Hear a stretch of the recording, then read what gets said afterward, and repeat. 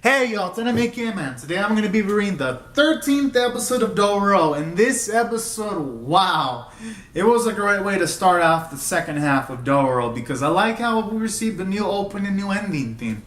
And I like how the opening theme, it's got more happier vibes. Of course, there's still tension in the opening, but I thought it was adorable like to see the sequences where Hakimaru's taking down those demon ghoul-like creatures, and then you see Dororo try to like punch these little creatures with no effect.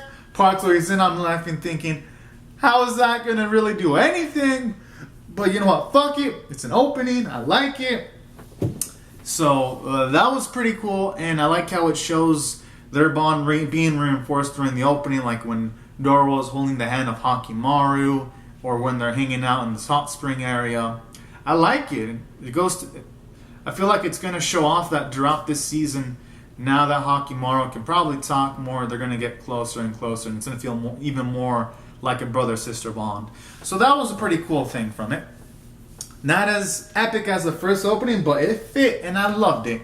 Same with the ending theme. Actually, this is different. I actually like this ending theme more than the ending theme for Dororo Season 1, because the ending theme here, it's got more unique colors, and I like the smooth song, and I feel like it's a fabulous way of ending off an episode, so that was pretty cool too.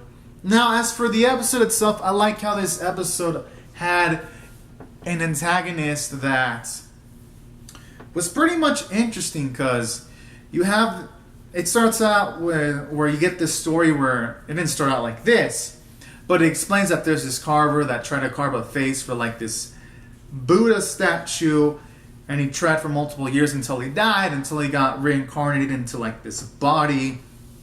And this body has like the ability to like stir out the soul of people and to take the form of people that are precious to them.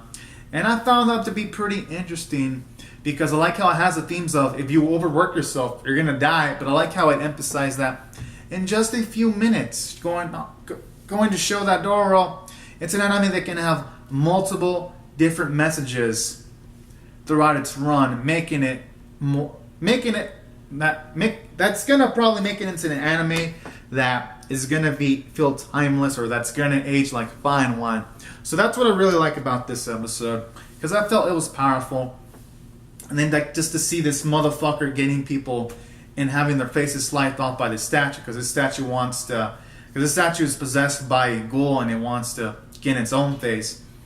And then I like how as it went on, this person runs into Dororo, and then for a second it all feels happy, and I was like, this feels way too happy. And we're talking about the Dororo anime series here, and then what do you know? It turns out that the person that looked like Dororo's mother is not actually the mother, but it's just the carver who's able to transform their face depending on what they see in a person's soul. And this person pretty much drugs Dororo and Hakimaru and tries to get Hakimaru's face, because this carver thinks Hakimaru's face is magnificent to use for this statue. And I really loved how this anime took an opportunity to kind of flip the script a bit. And here's why. Now, when we started out the Dororo anime, it was Hakimaru pretty much bailing out Dororo by accident. But this time, it's Dororo actually helping out Hakimaru, because since they were both drugged, Dororo actually woke up and was able to give Hakimaru enough time to wake up and actually take care of the situation. So I like that, how they're making Dororo, even though she's not physically strong and able to fight and get into combat fights, it's making her much more of an assertive character and more useful. And I love it too. It's beautiful, really, to see this. And then after the whole situation's taken care of, I like how Dororo kind of diffuses the situation with their carver, talks him or her down, because it used to be a man it was pretty much a man's soul that's put into a body that can transform their appearance. So I'll just call her. So Dororo calms down Okaka, but the thing is, the Buddha statue that's possessed by the ghoul slices that person up, and I was like, darn. It really felt like it had a tragic narrative weight. And what really helped this episode out was it made you feel sorry for this person, to like see them work hard. And even though this person sacrificed a lot of people, it felt like this Kara was finally seeing the error of her ways, but then by the time that happened, he got sliced up. And then the sequence where this Okaka's passing away, and then he says he wants to see Dororo smile one more time and calls Dororo a good child, was a beautiful sequence, I gotta say. And it made me feel for that individual. So I gotta say the writing was good because you have an antagonist that has some depth in this episode for a one-off. And then afterwards you have Hakimaru take down the statue, pretty much. And I thought it was a good way of ending off the episode, I gotta say. Had emotional weight.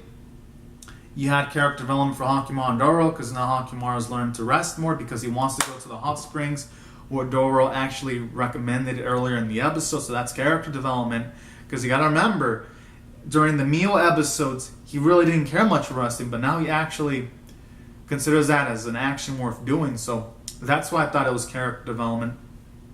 And to see them shower in the hot springs, and to see Dororo in a situation where she's talking to these other kids that show up, was a beautiful sequence. To see her interact with people her age. And then it was even sweet how the kids were saying, "Is that your brother?" And then Dororo was like, "Oh no, that's just my bro." I was like, oh, that really brought me a smile to my face. And that's what I thought really made this episode powerful. Just these interactions and the closeness between Hakimaru and Dororo. Don't want to see these two ever split up at all. And I do like how it ends off on like a cliffhanger where you have like these markings on Dororo's back, and it's like making me worry for her. So had a good cliffhanger too. That emotional punch to keep me as an audience member wanting to watch more. And that's what I thought I did phenomenal from the character and story standpoints. Animation and art were on point. Wasn't the strongest animated Dororo episode, but it was still good.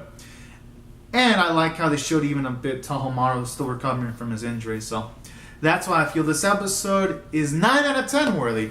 I thought I hit off on multiple cylinders, and I'm eagerly anticipating more. So anyways, guys, again, these are my thoughts on Dororo episode 13. Comment down your thoughts on how you felt about the episode. Rate the video, subscribe, and I'll see you guys later if you come back for more. Alright, thank you so much for watching, everyone. Bye-bye.